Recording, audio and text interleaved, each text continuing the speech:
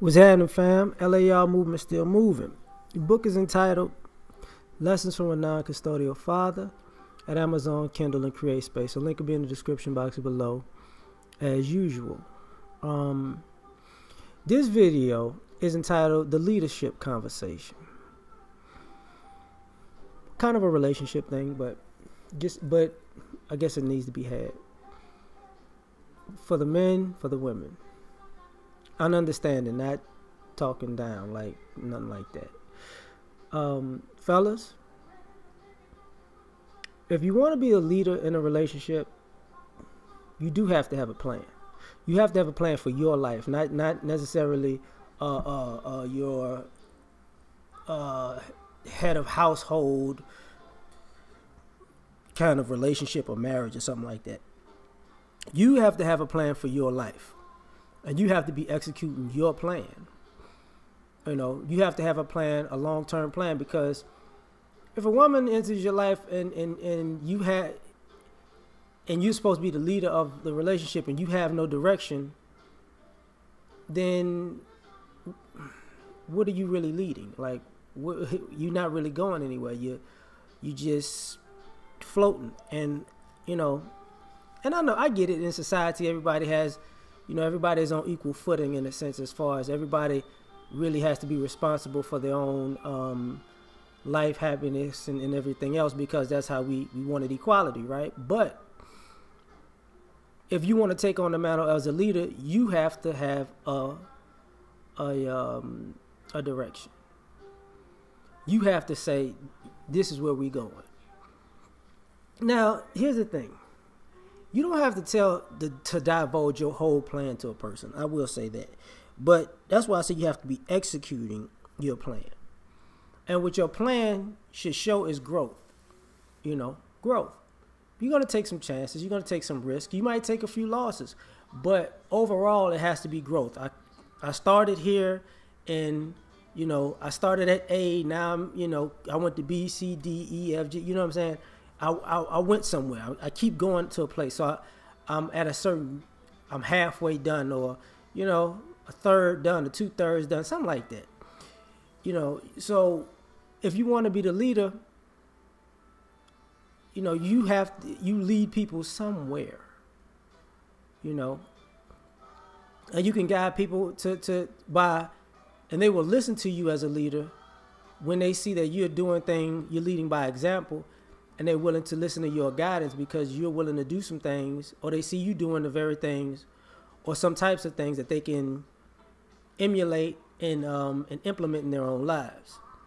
So that's a major thing. Like, sometimes women want men to take control of a situation and show them that, you're the alpha in the situation. You know what you're doing. You know where you're going. You know what's a good move and what's a bad move. You've got the guts to take the real chances that'll lead to long-term success or to finish your plan. And you don't necessarily need to manipulate and use the world for that, right? So that's a major point. That's a major problem.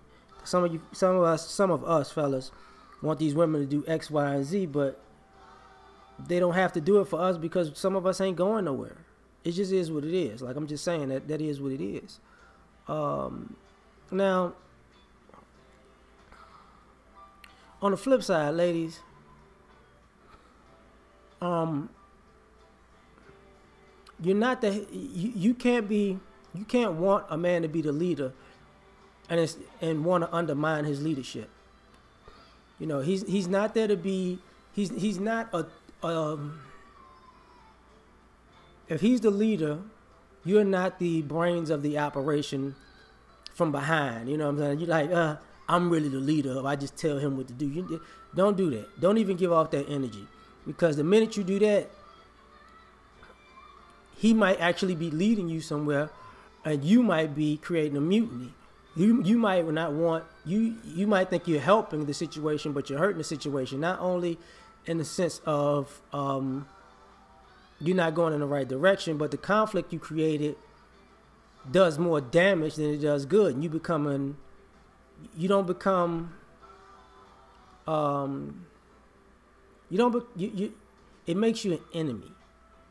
Because if you're going in a direction and you see progression, but you want it in a certain way and you do some things, you're not going to take responsibility for sabotaging his leadership. And any good leader will tell you, if you undermine his leadership, you got to go.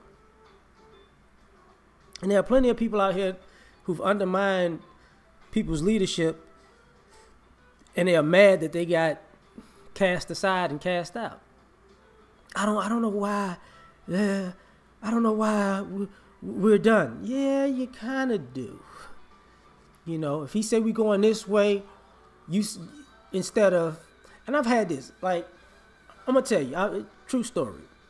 I don't know if I think I said this before. I'm not too sure though. I had a friend who I had to teach how to drive, and she felt as though, at first she felt like she didn't need to know, and she felt like, you know, she was sexy, and because she was pretty and fine, she always could go anywhere because guys was always gonna take her places because they wanted to get with her. And I was like, you know, I hear you, but, you know, you're going to wind up giving head for rides. You keep this ideology up. And she's like, oh, no, it's not. And then it was one particular night, I came in late in the mug, and I saw her late in the mug, 2, 3 in the morning in somebody's car, late in the mug. And I was in an apartment years ago at the time, and she was my neighbor. And she was getting out the car, and then I didn't say nothing to her that day. Called her another day. I says, listen, I saw you get out that car. It wasn't me. I'm like, okay. Couple weeks go by. I come back in late in the mug. They outside. It's the very same car. Late in the mug. And I get out my car and I just look at her. Wasn't you, huh? And then she feels embarrassed. Because at that point, you know, what I said came true. I didn't see it like giving head or nothing. But the dude was giving her rides late at night because he was going to hit it. And then, you know, she felt embarrassed because what she felt like wasn't going to happen, she was basically, in my opinion, she was participating in it. Like, now she got to give up that ass for a ride. So, instead of saying I was right, she just asked me to teach her how to drive. Because I was trying to teach her beforehand. She fought it. So, as I'm teaching her how to drive, she bucking the system and what, blah, blah, blah, blah, blah. But as I'm teaching her, she learning, whatever. And then she's like, and that whole time, I don't know why I'm doing this. And I'm like, you know why you're doing this, because you don't want no dudes schlong in your mouth at 3 in the morning because you can't ride yourself nowhere. Because some of the dudes that she was messing with, I know she didn't necessarily like them, you know, but she was stuck. So some time goes by, and she bucks me to the point that I said, man, look, I can't help you no more because you hard-headed. So she has to go back with people giving her rides and all that other stuff. And I guess at some point, her ego, she had to put her ego aside and come knock on my door like, look, please help me finish this. So, make a long story, that was long, short. I help her. She's done. She gets a license. She gets a car. She comes to me about the car she gets. I'm like, I don't know if you're going to be able to do it that way. You might want to try this way. She bucked the system on that. Then that didn't work out well. Then she wanted to get another car that she really liked. And it was dope, right? But what happened was, you know, she's in this car. She's cool. Because actually, I got a caveat. I would take her to work and pick her up. Because ironically, just by happenstance, her job was on my way to work, and I was coming back down the very same street. Like, I would just go back and forth down the same street, and she just happened to be right on that street. So, and we would get off pretty much at the same time. So I would get to her pickup, and that's how she saved money, because she was getting taxis and all that other stuff. So she saved money for a minute. She got the cars, and then one day she comes out driving, and she stops, parks, and she talks to me. She's like, you know what? um, I'm sorry, because now I understand that the freedom of having to come and go as I please, and I don't have to depend on these people or call these people and have to deal with these certain kind of personalities and people, and it's like now you get my point. But because she didn't, but because she wanted to feel like she was running the situation, she made her situation worse than it had to be. And this ain't got nothing to do about.